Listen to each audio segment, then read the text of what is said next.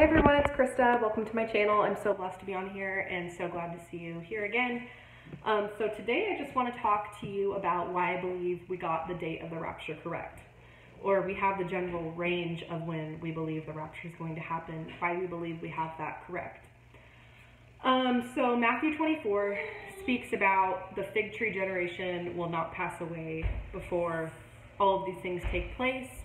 And the fig tree generation begins when Israel becomes a nation again, and then it's just a question of when that generation ends, right? So we look at Psalm 90:10, and we see it say, "A generation is 70 years or 80 years if by reasonable strength, and then we fly away," which already that we fly away part sounds pretty rapture-like to me. But, you know, it's also, no one's really sure what a generation is, but we've just referenced it back to Psalm 90:10 to kind of fill in the blanks as to what we believe the generation to be. So here's why I believe we have the time of the rapture. Why we have the time of the rapture correct. And it starts off with the fact that when Israel became a nation in 1948, you know, there was things happening to lead up to it becoming a nation starting in about 1947. And 1947 was when we started seeing the big alien UFO sightings everywhere. So that's like when the Roswell event happened in New Mexico, and you know, a couple years later there was one in Lubbock, Texas, and if you just look up like the biggest UFO sightings, you'll see that there's two in 1947, and then there's one in like 51, and they just keep going on through the years, but it begins at 1947. So I believe that since since Matthew 24 says this generation won't pass away until all of these things happen, and it includes the tribulation period, the devil knew that when he saw, because the devil knows scripture, he used to be an archangel, so he knows scripture.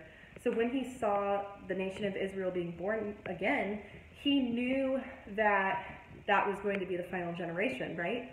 So that's why I believe we've interpreted it correctly. It's because he started it in 47, and, you know, we know that aliens, the UFOs, and all of that is strongly correlated with what we believe is going to be the excuse for the rapture. Like when the rapture happens, they're going to say, oh, like, we don't really understand aliens, we don't really understand it, because, you know, we've learned throughout our lives from them that we don't really understand the full scope of like what aliens are and everything. So wouldn't it be perfect if they said, oh, these aliens we don't understand took away people, and we don't really understand why? Like, you know, people in this world nowadays, they're okay with kind of like an answer like, oh, we don't really understand it, but here's the facts, but we don't understand it. Like, people seem to, especially since 2020, it's been obvious that people seem to accept that as an answer. Like, oh, we don't really understand what it is, but here, do it anyway, or here, this is the facts anyway. So if you're like me, you believe that the rapture is going to be explained away by UFOs. So it would make sense that the devil started ramping up all of the UFO sightings and allowing, because the Bible calls him the prince of the power of the air. So he probably started allowing, you know, whatever spacecrafts or whatever kind of powers, you know, whatever kind of fallen angels, you know, what the Bible talks about in Genesis 6, the men of renown and all that, these demigod, whatever they are. He probably started showing the humans the UFOs for a purpose, because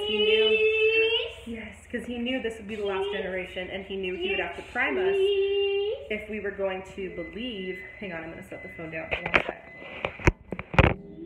If we were going to believe that the rapture was UFOs taking people away. So he knew he had to start priming people at the point when he saw Israel become a nation again, because the Bible clearly states that this generation that sees Israel become a nation again will not pass away until all of these things have happened.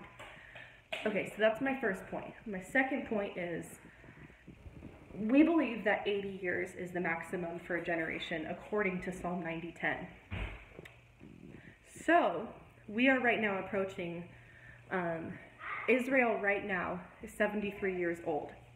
And you have to factor in 7 years for the tribulation. So she's 73 right now. And that's why we are so actively watching this year continuing on until May 14th, which is when officially after May 14th, Israel would be 74.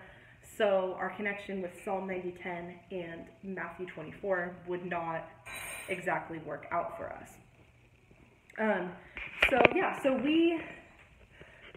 we think we have it correct, though, because it just so happens that when Israel was, 72 in 2020. Actually, I think she was almost 72, so like 71, 72. That's when all of this C0VID stuff broke out. And how perfect of timing. That's something where they're encouraging you to get something in your body, and the devil's testing to see how many people will, just allow him to enter their body with whatever chemicals that he wants, or whatever, stuff he wants. How perfect is it that this C0VID, which changed the world, would be launched right like a year and a half before, about 2 years before Israel, turned 73. So it almost seems like we have that generation 80 years correct, because we saw that right 2 years before the very limit for the rapture to happen. That's when the devil rolled out this crazy agenda that we are all living under right now. So there's some food for thought for you. That's why I really think that we're correct with the 80 years, which would mean the rapture would take place before May 14th. I say that I think we're correct because it really seems like the devil would roll something out like this. We see patent 060606. I bring that up all the time, I know, but it's very important and very, it's Mark of the Beast technology, let's just put it that way. And we see that about, 70% of humans have allowed the devil to enter their body. So he's kind of testing how many people are going to take the mark when it comes time for that.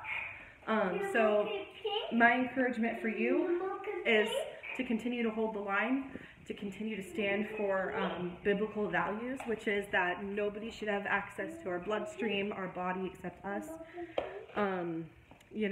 except the Lord. And we should not be just bowing down to what the devil has planned for us. Just stay true to your faith right now, and it's YouTube. All right, love you guys. Bye.